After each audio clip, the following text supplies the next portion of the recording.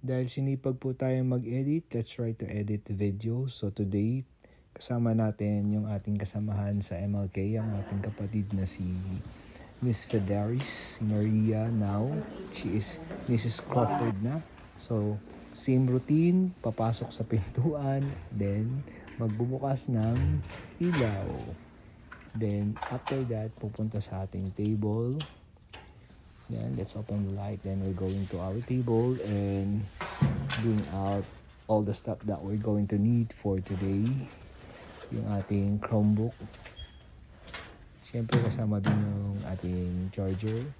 Then, pati yung baon natin. So, yung baon natin ngayon ay sandwich. Hindi tayo nagbabaon ng heavy meal everyday here in school. Pero meron tayong baon na sandwich na pinagbaunan ko rin pala si Maria. Tagisa kami ng sandwich niyan. Then, isang pirasong mansanas. Then, hubarin na natin yung ating warmer kasi medyo warm na sa loob ng classroom.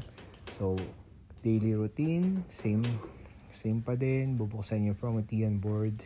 Then, makikita nyo dyan, I'm teaching 8th grade math. Kaya makikita nyo dyan yung linear equation, slope-intercept form, y equals mx plus b. Yung mga slope, same din sa Pilipinas na tinuturo sa 8th grade. Then, buksan natin yung ating Promethean board na gagamitin natin sa teaching. Then, mag-check tayo ng ating ng email. Every day you have to check your email, yung update ng principal.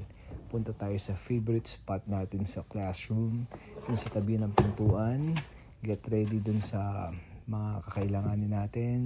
Then mag-attendance tayo. And that's